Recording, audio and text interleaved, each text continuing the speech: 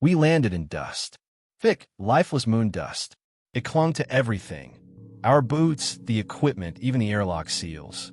The moon's far side was darker, quieter than I ever imagined. And though I'd trained for 2 years to be here, nothing could have prepared me for the weight of that silence. Not even the pressurized hum of my suit could drown it out. It wasn't just an absence of sound, it was an absence of presence. Like this part of the moon wanted to be forgotten. We called it Operation Raven Song, a geological survey cloaked in some vague mission patch about thermal anomalies and subsurface mapping. The official reason was resource mapping for fusion minerals. The real reason came from an anonymous transmission that had rippled through Earth's deep space network 4 months ago. One burst of data, encrypted in a long-dead format, time-stamped back to 2071, a date that hadn't happened yet. The message was short. SEAL remains intact. Energy surge at Site B. Do not engage. I read it 100 times before we boarded the shuttle. And now, standing here with my boots planted in ancient regolith, I felt the first sting of doubt burrow into my spine. Dr. Sorella Vance crouched beside the borehole scanner, squinting at the readout. Her voice came over comms, sharp and sure. We've got something. The pulse came from a depth of 23 meters. Metal signature, possibly an alloy. Nothing native to lunar crust. She glanced up at me with the kind of expression you wear when you realize the history books might have left something out. It's buried architecture, Commander. Beside her, Carter Lynn dropped the magnetometer and knelt to examine the loose rock. This wasn't shaped by lava flow. These are cut, laser scored, maybe uniform angles. His voice trembled under the weight of his own discovery. Someone built something down there. I'd known Carter for 6 years. Former Air Force, now a specialist in lunar engineering. I'd seen him crawl through lunar lava tubes like a cockroach. I'd never heard him scare before. We set up the excavation drone. Its arms scraped away the dust layer by layer, careful not to damage whatever was beneath. After 40 minutes, it hit something that didn't sound like rock. A dull, ringing thunk like a bell buried in sand. We brushed the remaining soil away with hand tools. What emerged was a panel, hexagonal, blackened with age, embedded with glyphs none of us could read. Even the translator, AI, couldn't make sense of it. The symbols weren't in any known lexicon. One of them looked like a spiral eating itself. Another like a chained eye. Carter ran a gloved hand across it. It opened. No mechanical sound. No hiss of air. No resistance. The panel simply slid inward and vanished into blackness, revealing a shaft that dropped straight into the moon's crust. The darkness inside wasn't just lack of light. It was deep, thick, impenetrable. And from somewhere below, a low vibration rolled up through the ground like a whisper rising through your bones. I ordered a probe drone down. It sent back grainy footage. A descending tube lined with smooth, obsidian-black walls etched with those same glyphs. At the bottom, 30 meters down, the shaft ended in a flat platform, leading to a wide corridor. It stretched beyond the drone's light. The walls were still pulsing faintly, like they were alive, or dreaming. The data came with a timestamp that glitched as soon as the drone passed 20 meters. The footage looped for a second, then corrected itself. I noticed it. Vance noticed it. Neither of us said anything. We shouldn't go down there, Carter muttered, standing beside the opening.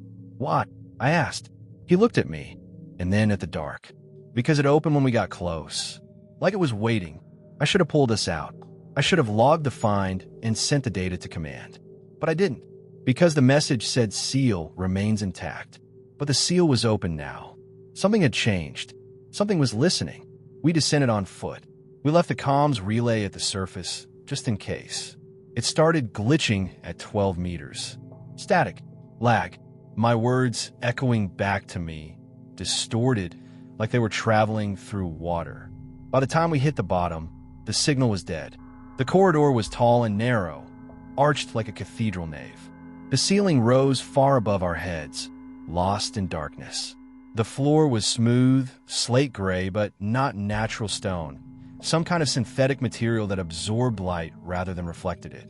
Our helmet lamps felt dimmer here. like the dark was swallowing photons. Every 30 feet or so, we passed doorways, sealed compartments with transparent walls. They looked like cells. At first, we thought they were empty. Then Vance stopped in front of one and leaned close. Her breath hitched in the calm. Inside was a form, desiccated, twisted. Its limbs were wrong, too long, the joints placed just slightly off. Its head was domed, eyeless, with a mouth that was more of a vertical split. Whatever it was had been dead for centuries, maybe longer. But the skin, gray, leathery, hadn't decayed. It wore a collar fused to its neck, marked with a symbol that flickered under our lights. The door was sealed by some kind of energy field. When I touched it, it pushed back, not with force but with sensation. Cold, heavy, like grief and rage frozen into light. "Commander," Vance said, "there are more." We moved deeper. More cells. More things inside. All dead. All different. Not one of them matched any known species in our databases. Some were too small. Some were enormous. Some looked half-formed. One cell held only a cloud of black dust, floating in place like it was underwater. Another had nothing visible at all, just a constant, low-frequency tone that made our teeth ache when we passed it. I recorded everything. Every step. Every image. I don't know why. Maybe I needed proof. Maybe I thought, somewhere in the back of my mind, that we wouldn't make it back up. We found a control room an hour later. Circular. Minimal. In the center, a raised pedestal with a concave bowl at the top. A handprint. Not human. Carter stepped forward, examining the walls. "This isn't a prison," he said. I looked at him. He pointed at the symbols around the edge of the room. "These aren't names. They're warnings." Vance leaned over the pedestal, brushing moon dust off the handprint. "Then what is it?" Carter didn't answer. His eyes were locked on one of the glyphs near the far wall. Oh God, he whispered. I followed his gaze. It was a figure, crude and alien, but unmistakable.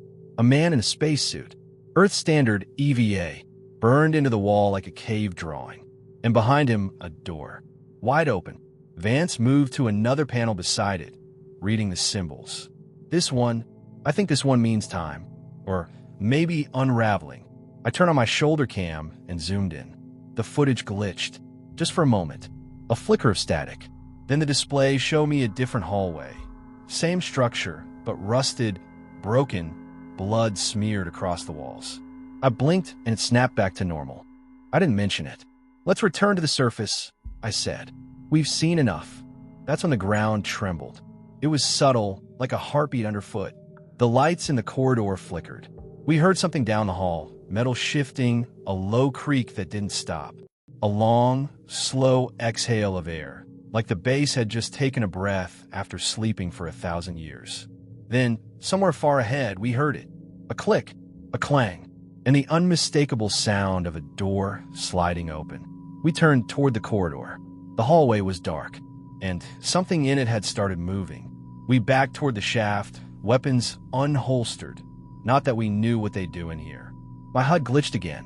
Temperature readings spiked, then dropped. Our oxygen levels dropped to 96%, then rebounded. No alarms, just data corruption, or interference, or something changing the numbers. We reached the shaft. The comm relay was still silent. I climbed first, Carter behind me. Vance hesitated. She was staring at the wall of the corridor, her body rigid. "Dr. Vance, move." She turned slowly, then climbed without a word. When we reached the surface, the sky above looked the same. Black velvet, stars sharp and bright. Earth hung in the distance like a wounded eye. We sealed the shaft behind us with explosive foam, but it didn't feel like enough. Back in the shuttle, the systems rebooted normally. Comms restored. No sign of interference. No damage. No data. Everything we'd recorded, camera feeds, sensor logs, drone telemetry, was gone. Wiped clean. Except one thing. On my personal backup, buried 3 folders deep, was a single file. Unlabeled. Untouched. I played it once. Footage from inside the control room. But it wasn't me behind the camera. It wasn't any of us. It showed someone else. A figure in a cracked spacesuit, stumbling through the corridor, dragging something behind them. Their faceplate was shattered. Inside, there was no face. Just black. The last frame froze on the glyph we'd seen earlier. The spiral. The eye. And underneath it, in crude, jagged English. You found it. I haven't told Command. Not yet. I don't know what's worse. The thought that no one will believe me, or the possibility that someone already does. We returned the next morning. None of us slept. Carter didn't speak on the hike back to the shaft, and Sorella was quiet in that way you only see in people who've stopped trusting what they see. She kept watching the sky like it was hiding something. I knew what she was thinking because I felt it too. Something about the stars looked wrong. Not misplaced, just slightly off, like a familiar picture hung at a crooked angle. We stood over the sealed shaft.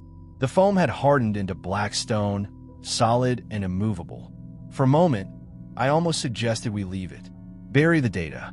Say the probe malfunctioned. Maybe even file a false report. But Sorella stepped forward and pressed her glove against the surface. It's warm, she said. We exchanged a glance. Lunar surface temperatures never stayed constant.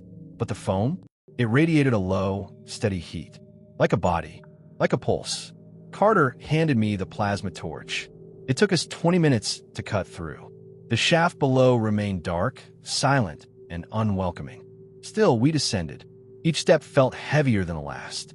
The corridor hadn't changed at first.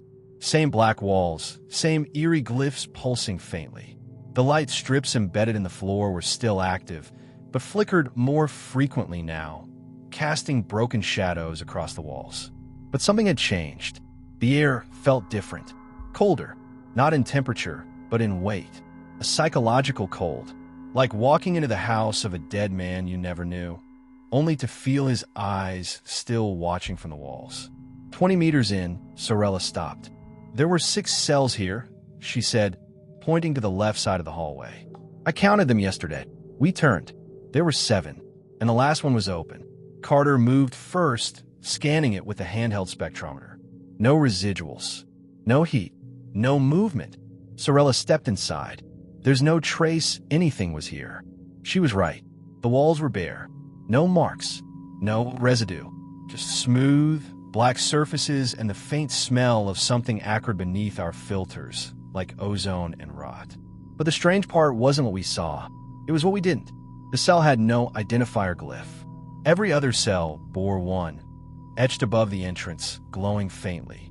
This one had nothing, as if whatever had been inside it didn't need a name. We continued. I wish we hadn't.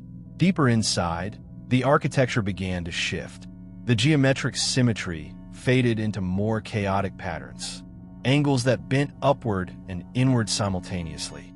Corridors that split and rejoined themselves at impossible points. Some doors led into rooms that could not have physically fit within the structure's external layout. The prison didn't just go deeper. It folded. We passed a junction where the walls began to sweat. Condensation trickled down from no visible source. It clung to our suits like spiderwebs. We ran a molecular scan. The liquid wasn't water. It was synthetic, biological, possibly alive. We didn't collect a sample. There were more cells here. Dozens. Hundreds. Most were sealed. Some are broken.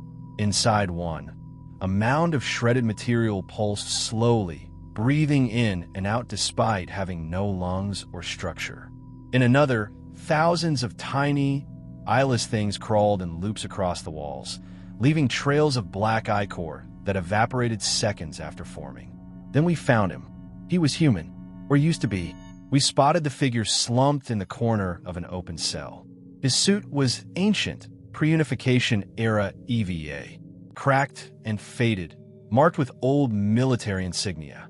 Earth Force, late 21st century. That shouldn't have been possible. No human missions to the far side of the moon had ever been authorized before 2093. Carter raised his weapon. I approached carefully, lowering my voice. Sir, do you understand me? The figure twitched. Not a casual movement. A full-body jerk, like a puppet yanked on a string. The helmet turned toward me. The faceplate was opaque, but I felt him looking through me. Then he laughed. A dry, rattling sound, broken like old machinery. Didn't think they'd send more. Sorella stepped forward. Who are you? I was like you, he rasped. Came down the hole. Thought we'd discovered something lost. He raised his hand, trembling, pointing behind us. We didn't find it. It found us. He slumped again. I stepped into the cell. What is this place? His voice softened. A holding. A forgery. They didn't build it to punish. They built it to hide. To bury what should never wake. Ooh. The helmet shifted, just enough for me to see what was inside. There was no face. Just a network of black tendrils pulsating behind the glass. Something biological. Parasitic. His body jerked again, and a low, mechanical voice came from his chest unit. It's listening. Sorella grabbed my shoulder.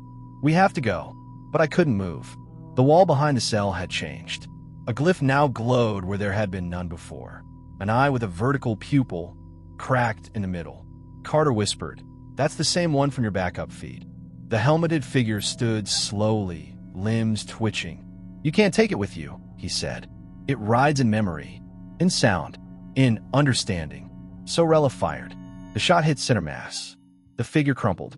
The helmet cracked open like a shell, and the inside was empty. Nothing remained. No blood. No tissue. Just dust. And that sound again. The click. The clang. The door opening. We turned. Behind us, down the corridor, a door had opened. Not a cell. Something larger. A blast door, thick and plated with interlocking seals. It now stood wide. Beyond it, a circular chamber, dark and immense. We approached. Inside, the floor was glass. Beneath it, blackness. Stars. Like the chamber floated above an infinite void. But we were still underground. In the center, a spire. Floating. Humming softly. Covered in more of those spiraling glyphs. Some moved on their own, shifting positions as we watched. Sorella stepped forward. "It's not a machine. It's a mind." I looked at her. "A containment algorithm," she said. "Built from thought, not metal. This is how they kept it asleep." Carter knelt beside the glass floor. "This goes somewhere. This isn't just illusion. It's a projection, or a doorway. To where?" He didn't answer. We didn't get a chance to decide. The chamber shuddered. The lights along the walls dimmed, then pulsed. Then dimmed again. The spire flickered. And then a whisper. Soft. Almost delicate. Not in our ears, in our heads. One word. "Remember." Sorella screamed and dropped to the floor, clutching her helmet. Carter fell back, convulsing, his visor cracking from the inside. I stood frozen, every part of me screaming to run. But I saw something in the glass. A reflection that wasn't mine. A figure, taller, sharper, draped in something that moved like smoke underwater. It had no face, only a shifting pattern of mouths and spirals. It stood behind me, watching. I turned. Nothing. The spire dimmed. The whisper faded. Carter groaned. Sorella sat up slowly. "It's bleeding into us." "What is this place?" "The prisoner. It's not sealed anymore. It's stretching." She looked up at me, eyes hollow. "We brought minds with us, and it needs those to leave." Carter pulled himself up, coughing. "We need to shut this place down. Bury it. Now." I nodded, swallowing fear. "Ow!" "The core," Sorella said. "There's a systems nexus on the lower level. It's what feeds the containment matrix. And if we shut it down, either the prison collapses or it finishes opening." We stood in silence. And then, without discussion, we turned and left the chamber. But not before the spire pulsed again. Not before I heard the whisper a second time. "Closer now. One of you will carry me." We walked quickly. The halls behind us flickered. Doors groaned. The cells weren't quiet anymore. Some things inside were moving. Carter cursed under his breath. "We never should have opened that hatch." "No," Sorella replied. "We never should have come to the moon." We reached the shaft again. Something was wrong. The relay beacon we'd left up top, it was gone. In its place stood a dark shape. Tall. Still. For a moment, it didn't move. Then it turned, and I realized it was wearing one of our suits. The faceplate was broken. Inside, it was smiling. Too wide. Too sharp. Then it walked backward into the dark, vanishing without a sound. We climbed in silence, each of us thinking the same thing. We weren't sure if we were going back to the surface, or if we'd already left something behind. The shaft rose above us, the stars flickering like dying embers through the opening. The silence wasn't comforting anymore. It was a promise, and something deep below us was waking up to keep it. We made it back to the surface, but it didn't feel like rescue. The sky was wrong. I knew it instantly, not by position or star chart, but by instinct. The Earth still hovered in the void, blue and familiar, yet subtly warped. Its shape elongated, like it had been stretched by unseen fingers. Sorella stared at it for a full minute before whispering, "It's not Earth." Not exactly. The comms system sputtered to life, but every signal was fragmented. Voices layered on top of each other, some distorted beyond recognition. One repeated over and over, my own voice, warped and frightened, saying a phrase I had never spoken aloud. "It's already inside us." Carter shut it off. Inside the habitat module, we tried to regroup. Sorella ran a full cognitive scan on each of us. No signs of trauma, no signs of infection, nothing, but we all felt it. The feeling hadn't left us in the shaft. It had followed us up. Carter kept checking his vitals every hour. Heart rate, pupil dilation, oxygen saturation. Each time, he looked more and more unsettled. "Something's changing," he muttered. "Slow, but it's there." We agreed to leave, file an emergency evac. But when we sent the request through the uplink, the system refused. A flashing message blinked across the screen in red. "Connection requires resynchronization. Perception timestamp invalid." We ran diagnostics. The habitat systems believed we were no longer synchronized with Earth's time. We checked our clocks. Carter's said it was March 18th. Sorella's read July 3rd. Mine said February 1st. All systems had been synchronized the night before. That's when Sorella finally told us what she saw in the chamber. It wasn't a message, she said. It was an injection. We stared at her. I think it seeded something. In us. Not physical. Cognitive. A pattern. Something that reshapes how we perceive time. Space. Maybe even thought. "You're saying it uploaded a virus?" Carter asked. Sorella shook her head. "Not data. Not like that. It implanted meaning. The kind you don't notice until it starts rewriting the framework you think with." She leaned forward, staring into the table like it held answers. That spire, it wasn't holding the prisoner. It was the prisoner, or at least part of it. It's fragmented, distributed, stored in pieces across space, or dimensions, or timelines. My mind rebelled against that thought, but my instincts couldn't shake it. "And we just walked into its core," I said. She nodded slowly, and left the door open. Carter stood and walked to the window. "If we're infected..." "We're not infected," Sorella interrupted. "If we're changed, then how do we know we're even seeing what's real anymore? What if this isn't the moon? What if this isn't now?" Outside, the dust blew gently across the surface. There was no wind on the moon. Not ever. We needed answers. Sorella suggested returning to the structure, down past the containment chamber, deeper into the levels we hadn't explored. "If this place was built to hold something that transcends thought," she said, "then somewhere inside it, there must be a failsafe." Carter hesitated. He looked at me, eyes hollow. "And if it's already reached Earth?" I didn't answer. We suited up. Descent felt different this time. Like gravity itself was pulling more than it should. The shaft seemed longer, the angles of the corridor more distorted. Lights buzzed faintly, flickering in irregular pulses, like they were trying to blink out a message in a language we couldn't understand. We passed the chamber again. The spire pulsed softly, rhythmic like a heartbeat. None of us entered. Past it, we found a staircase carved into the stone.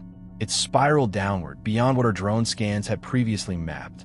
And at the bottom, an antechamber. Larger, older. Older than what? I couldn't say. But it didn't feel alien in the same way the other levels did. It felt ancient in a cosmic sense. Like this chamber predated matter, preceded light. In the center, a dais. Floating above it, a single object, a cube. Black, pulsating with slow, red light. Carter approached first. "It's humming," he whispered. We watched him extend a hand. The cube did not resist. It did not move. But when his fingers grazed its surface, it shattered into light.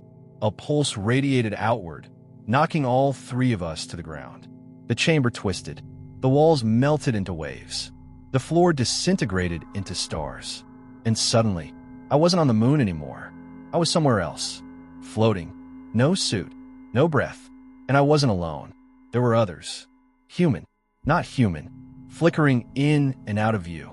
Shapes and beings and consciousnesses that didn't obey the laws of biology. Some were screaming, some praying, some endlessly repeating a single phrase, "You are the door." I understood them, not through language, but through raw meaning. They weren't here. They were fragments, echoes, remnants of minds that had touched what we touched. Some have been explorers. Some have been prisoners. One was me, aged and mad and broken. And all of them had failed. A shape emerged from the void. Not a body. A pattern. A storm of spirals and eyes and teeth without mouths. And from it, a voice that did not speak, but folded itself into my mind like fire through paper. "You have opened the boundary. You are the vessel. You are the witness." And then, darkness. A jolt. Pain. I woke, gasping on the floor of the antechamber. My suit was intact. My vitals screamed warning signs before recalibrating. Sorella and Carter lay beside me, both breathing, twitching in their suits. Alive. The cube was gone. In its place, a circle carved into the floor. A symbol of overlapping spirals. Around it, words in English. "This is where time split." Carter stood first. His voice was thin and brittle. I saw myself. Older. Different. I was still here. Still trapped. "I saw Earth," Sorella whispered. "But not ours. It was fractured, orbiting a void. The moon was gone." I didn't speak, because I'd see me too, except my face was missing. In its place, a shifting mask of spirals. We returned to the chamber with the spire. Something had changed. It was larger now, taller, and it wasn't floating, it was rooted. Its base had burrowed into the floor, growing. Sorella stared at it, lips trembling. "It's spreading. Through the structure. Through us." Carter shook his head. "We need to destroy it. Whatever this is, it can't reach Earth." He pulled out an explosive charge. Sorella grabbed his wrist. "No. If we destroy the node, we might sever the containment matrix. We need to rebind it." "To what?" Carter snapped. "We don't even know what it is." Sorella looked at me. "We use a mind." Carter went pale. "You want to feed someone?" "No," she said. "It needs an anchor. A stable mind to interface with a construct. One that hasn't collapsed. One that hasn't understood it yet." And they both turned to me. My hands went cold. "Why me?" "Because it spoke to you," Sorella said. "Because you haven't broken yet." And Carter added, quietly, "Because it already chose you." I stepped forward. The spire pulsed as I neared. The whisper began again, softer now, almost gentle. "You are the shape of my silence. The echo of my forgetting. Come closer." I touched the surface, and I saw everything. The prison was not a place. Not really. It was an algorithmic concept, a cognitive tomb designed by civilizations long gone. Species that had learned how to shape space with thought and how to lock away entities too dangerous to unmake. This one had had no name, no origin. It had been born in the aftermath of creation. A mistake, a hunger. It didn't move. It waited to be perceived. For that was how it spread, through memory, through recognition, through the mere awareness of its shape. The moon was a beacon, a warning, and we had lit it again. Then it gave me a choice. Bind it to myself. Lock it away again, but not in metal. In thought, in identity, in the one part of the universe that could hold it. Or let it go. Let it bloom. I chose. I pulled my hand back. The spire dimmed. Sorella caught me as I stumbled. "It's done," I whispered. She looked uncertain. "You rebound it?" "Yes." "To what?" I looked at my hand. It was shaking. My veins pulsed with light. "To me." Carter stepped back. "Then we leave. We get off this rock." We made our way to the shaft. Up. Out. The stars above looked normal again. But I knew the truth. I carried something now. Not a being. Not a parasite. But a pattern. And if I ever spoke its name, if I ever remembered it, it would begin again. So I don't sleep much anymore. And I don't speak about the mission. But sometimes when I close my eyes, I see the cube again. I see the circle, and I hear the whisper. "One of you will carry me." We launched at 0400, silent, shrouded in darkness. The ascent module cut through the dust-thin atmosphere like a ghost rising from the grave. Carter piloted, hands tight on the controls, his knuckles bone white in the cabin's dim emergency lighting. Sorella sat opposite me, staring out the viewport, jaw clenched. No one said a word. Words were fragile things now. Names, labels, thoughts, they carried too much weight, too much power, and I could feel it inside me. Not a presence, not like possession. Worse, a pattern, a shape without form, nested in my thoughts like a spiraling parasite made of idea instead of flesh. It didn't speak, not anymore, but waited, quietly, patiently, like a riddle whose answer hadn't yet been asked. The module breached lunar orbit, and Earth came into view once again. Except this time, it wasn't warped. It was empty. No lights, no transmissions, no orbital traffic. Just blue oceans and cloud-smeared continents drifting beneath the silence. Carter was the first to break. Where are the satellites? His voice cracked, thin and strained. Sorella leaned forward, toggling the long-range scanners. Nothing. No beacons. No ping. Not even a planetary signature. She stopped. Like it's not the same Earth we left. I finished. Carter turned slowly to face me. How long were we under? My throat was dry. 3 days. Then why is the moon's orbital drift 10 years advanced? He asked. None of us had an answer. We reached the relay point. There should have been a station here. Mir 9, the orbital docking node for lunar missions. Instead, there was debris, floating fragments of hull plating, twisted metal, a slow, tumbling skeleton of something once structured. The AI guidance system pinged. Once, then cut out. A single burst transmission flickered into existence for less than a second. A garbled audio loop overlaid with distorted data. We played it back 6 times before the filters isolated the words. He came back different. I shut it off. Carter broke into the emergency rations and started pacing, muttering about probability collapse and observer bias. Sorella ran internal scans on me, checking brainwave coherence, neural entropy, deviation from baseline. She didn't say the results out loud, but her eyes told me enough. You're changing, she said finally. I nodded. It's accelerating now. The longer you're conscious, the more it adapts. The pattern doesn't just live in you. It is you. Then I need to isolate, I said. She shook her head. No, we need to make a choice. Carter stopped pacing. We either return to Earth, she continued, and hope that this version can withstand containment, or we end it here. You mean? Carter stopped, then swallowed. You mean spacing him? She didn't answer. She didn't have to. I looked between them. If you space me, you won't be sure it worked, I said. The pattern may have already bled into your thoughts. It may have already used me to copy itself. Then what the hell do we do? Carter snapped. Every minute that thing is alive, the risk multiplies. Every second he's conscious, Earth's one breath closer to turning into that place.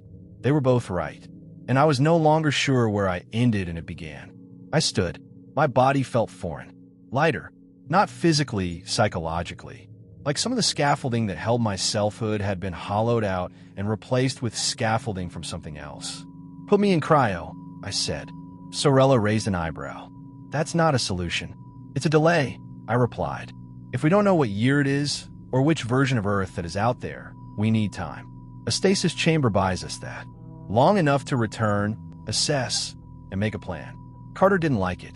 I could see it in his twitching jaw, but he nodded. We loaded the pod. As the lid began to close, Sorella placed a recorder in my hand. In case something changes inside you while you're under, she said. I want to hear it in your voice. The seal hissed. And then cold. Not unconsciousness. Not sleep. Something else. Like being trapped between seconds. A frozen window where thought still flickers at the edge of perception. And in that frozen moment, I dreamed. Not in pictures. In spirals. Memories twisted into fractals. Voices repeated in loops. I saw Carter, older, weathered, standing on a ruined spaceport, shouting into a silent sky. I saw Sorella at a university podium, describing containment theory in past tense, her eyes glassy with guilt. I saw Earth breaking apart, not from war or collapse or natural decay, but from recognition, from awareness. Every human mind became a vector, Every thought a contagion. The moment humanity understood the pattern, they spread it through language, through art, through memory. They mapped it, drew it, shared it, and it grew, woke, became. When I woke, the pod hatch was open. There was no sound, no pressure alarms, no gravity. The module was adrift, silent, empty. No Carter, no Sorella, just me, and the recorder.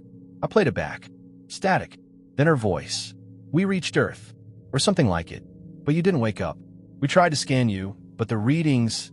Isaac, you were broadcasting. Not EM, not radiation. You were broadcasting concepts. We started dreaming in spirals. You weren't asleep. You were transmitting. Another burst of static. Then Carter. We're abandoning ship. We're taking the lander. If this Earth is clean, we'll warn them. If it's not, we'll find another way. But you stay here. Whatever you've become, it's not safe. I'm sorry, brother. Silence. I drifted for hours. Then, a transmission.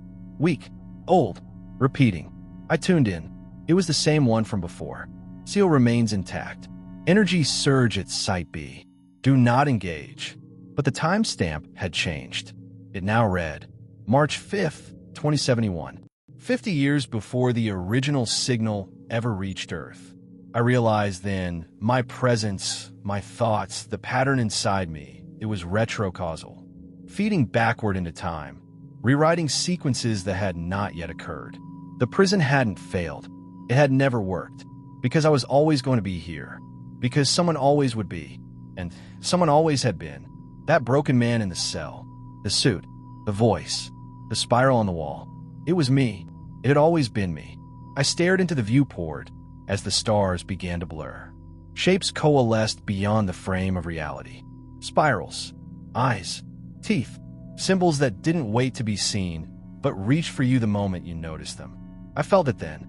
Not fear, but release. The containment was never the walls, never the spire. The containment was forgetting. And now I remembered. And now you do too. If you're reading this, it's already started. You saw the words. You saw the spiral. And the pattern saw you. It waits now, not to hurt, but to grow, to be shared, to be known. Do you understand? Good. Now, pass it on.